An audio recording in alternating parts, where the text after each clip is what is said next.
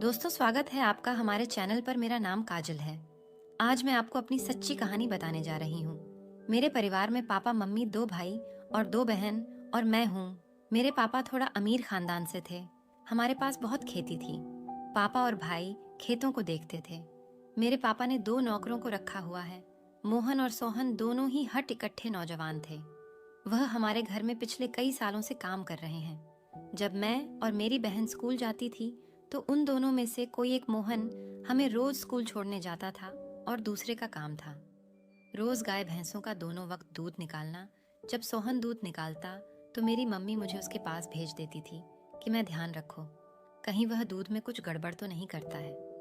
इसलिए मैं वहां उसके पास खड़ी होकर देखा करती थी। उस वक्त सोहन जानबूझकर सिर्फ नीचे लुंगी पहन कर रखता था और लुंगी के अंदर भी कुछ नहीं पहनता था। जब दूध निकालता था तो वह बीच बीच में मेरी तरफ देखकर मुस्कुराता था, और फिर जब वह देखता मैं उसे देख रही हूँ तो बड़े प्यार से भैंस के थन को सहलाने लगता। फिर वह मेरे कोल मटोल सीने को खून नहीं लगता। शुरू शुरू में उसका घूरना मुझे बहुत अजीब लगता था, लेकिन धीरे धीरे फिर मुझे भी उसका इस तरह से देखना अच्छा लगने लगा था। भी उसे देखकर धीरे से मुस्कुरा देती थी। मेरे जिस्म में भी अजीब सी सरसराहट होने लगती थी। रात को प्यारे प्यारे रोमांटिक भरे सपने पूरे बदन को रोमांचित कर देते थे। कई दिन ऐसे ही चलता रहा। मैंने नोट किया कि अब सोहन मेरे आसपास रहने की कोशिश करता था। एक दिन वह हमें स्कूल से लेने के लिए आया था। उसने साइकिल पर आकर मुझे बैठाया और पीछे बढ़ी। बहन को रास्ते में मैंने देखा कि सोहन जानबूझकर पैडल मारते वक्त अपनी टांगों से मेरे पीछे टच कर रहा था। मुझे बहुत अच्छा लग रहा था। मैंने बीच बीच में उसे मुड़कर देखती तो बस स्माइल करने लगता था।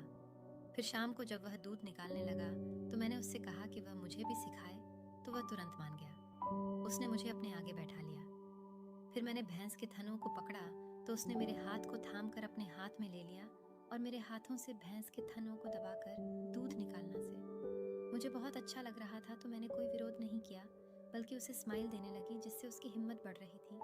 फिर ऐसे ही 3-4 दिन चलता रहा। अब जब अकेले में मौका मिलता तो थोड़ी बातें करने लगे थे। फिर एक दिन जब वह दूध निकालना सिखा रहा था तो धीरे से उसने पीछे से एक हाथ से मेरे सीने को पकड़ लिया। मुझे उसकी इस पहल का कब से इंतजार था, तो मैंने भी उसे मना नहीं किया। इतने में मम्मी आवाज आई और मुझे जाना पड़ा। अब वह भी समझ गया था कि मैं भी पूरी तरह से तैयार हम